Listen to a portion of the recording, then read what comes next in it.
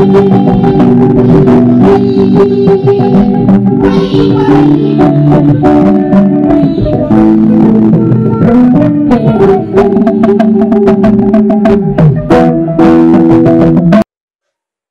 13e édition du SAFEM, le Salon international de l'artisanat pour la femme, a débuté ce vendredi 6 décembre 2024 et prendra fin le 15 du même mois. Souhaiter la chaleureuse bienvenue aux délégations de la République algérienne démocratique et populaire, du Burkina Faso, de la République du Mali, de la République du Tchad, de la République du Togo, pays invité d'honneur, ainsi qu'aux représentants des partenaires qui ont voulu accepter de faire des déplacements afin de prendre part au 13e Salon international de l'artisanat pour la femme. Il me soit aussi permis de remercier les artisans et les organisateurs. Excellence, Monsieur le Premier ministre, distingués invités, Mesdames et Messieurs, au cours de cette semaine, nous allons mettre en lumière les talents et les savoir-faire de milliers d'artisans. Le SAFEM célèbre les riches patrimoines artisanaux du Niger, offrant au public une rare opportunité de découvrir les compétences et l'expertise des artisans d'un divers métiers, tels que la menuiserie, la bijouterie, les textiles, la poterie et bien d'autres. Toutes ces potentialités agricoles, pastorales et halieutiques, d'Ivoire compte parmi les premières richesses culturelles du pays. Qu'il s'agisse de l'art et de l'artisanat, ou qu'il s'agisse de la culture, le répertoire de l'Ivoire est riche et varié. Conscient des enjeux liés à la nécessité de dynamiser les potentialités de notre artisanat et convaincu des retombées plus que positives à renforcer davantage les capacités de la jeune féminine, le chef de l'État congolais a autorisé notre participation en qualité de pays invité d'honneur de l'édition 2024 du SAFEM.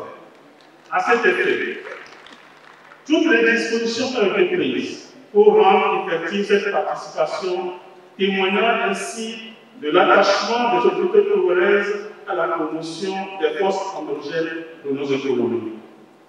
Au Togo, l'artisanat constitue l'un des éléments moteurs de l'économie nationale et s'efforce de par sa capacité à créer la richesse nationale, à conserver et promouvoir le patrimoine culturel, à valoriser l'utilisation des matières premières et à éradiquer la pauvreté par le biais de la création de milliers d'emplois, surtout pour les jeunes et les femmes.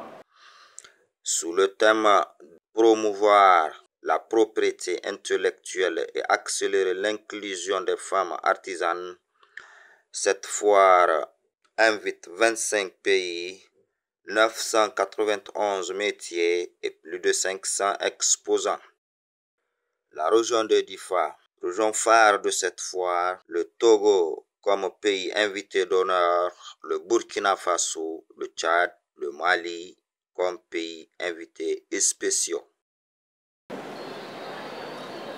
Partageant ces aspirations avec la République du Mali et du Burkina Faso, l'Union du peuple s'est joint à ceux de ces deux pays pour créer ici dans l'année la Confédération des États du Sahel. C'est dire que c'est là une opportunité, une grande opportunité pour le Sahel de s'enrichir de l'expérience de ces deux pays alliés, amis, frères, de perfectionner son offre et encore d'être encore plus rayonnant sur le plan international. Bien entendu, l'expérience des autres pays demeurera toujours la bienvenue. À cette ère du numérique, je vous recommande également de bien investir cette technologie pour donner davantage de visibilité au talent de nos artisans et booster ainsi la rentabilité de leurs activités.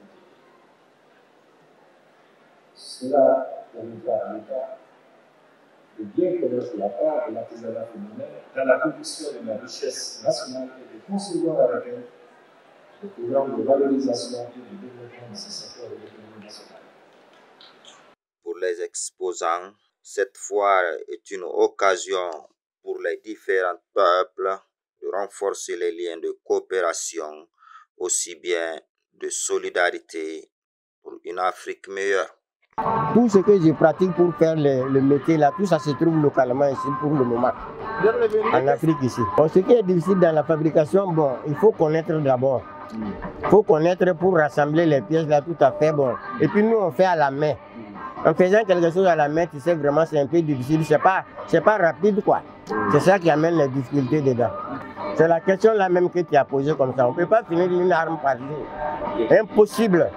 Pour finir une arme vraiment, que ça soit vraiment une bonne arme bien montée à la main, il te faut 2 semaines. Vraiment sur ce temps-là, parce que je n'ai pas eu beaucoup de commandes, aller jusqu'à 1000 et quelques comme ça. Comme j'ai des apprentis avec nous, on peut en tout cas faire de notre mieux pour le moment. C'est ma première participation. Moi, j'ai amené pour sa femme ma première participation, comme les produits à exposer, les sacs. Voilà ce que je suis en train de confectionner. C'est fait à base des couverts, des sous-couverts. Ça, c'est les chapeaux. C'est fait avec les raffias. Notre chapeau traditionnel qui est homologué, labellisé. Ça, partout, ça représente le Burkina Faso. Je fais aussi les éventails. Ça, c'est les éventails qui est fait à la main avec les tissus. Voilà. Donc, on est ici pour le SAFAM. On souhaite que ça se passe bien, que tout le monde gagne les marchés, les commandes et puis la santé. Chacun n'a qu'à retourner dans son pays en paix et en sécurité. Je fais partie des femmes de l'Union Ouafakay de la commune 5 de Niamey. Nous sommes une union de plusieurs groupements de femmes. Nous travaillons dans le domaine de la transformation agroalimentaire. Et nous sommes aussi un peu dans la pisciculture. Nous transformons presque tous les produits. La matière première que nous avons, c'est les céréales. Avec ces céréales-là, on va prendre le sorgho, le riz, le mil, tout ce qui est céréales, le maïs. Nous les transformons pour faire des bouillies qui sont vraiment des farines pour les bouillies infantiles qui vont aider à enlever les enfants de la malnutrition. Premièrement, je remercie les autorités de la République du Niger à la bonne hospitalisation et même le bon accueil et la bonne organisation. Et pour nous, c'est un immense plaisir, une grande joie de participer à la 13e édition. On est présent par une diversité riche qui reflète le potentiel et reflète la culture ancestrale et même le savoir-faire des artisans algériens. On a la céramique, le bijou, l'habit traditionnel, le tissage, les savons, les huiles, les dérivés de palmiers datines.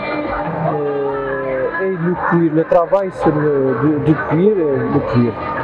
Et chaque produit raconte toute une histoire, même il reflète, il donne l'image, une bonne appréciation sur la créativité et la créativité de nos artisans. Et on les invite à visiter notre stand et de voir, d'apprécier le trésor des produits artisanaux qui sont exposés et ils seront bienvenus. On est là, on est que chaleureux, comme ils nous ont accueillis chaleureusement. On est là, même les prix sont compétitifs, ils sont à la portée de tout le monde. Et je souhaiterais la réussite de cette édition comme les années passées. En espérant que cette participation donne une source d'inspiration, de renforcer les liens et la coopération entre les deux nations et surtout dans le domaine de l'artisanat.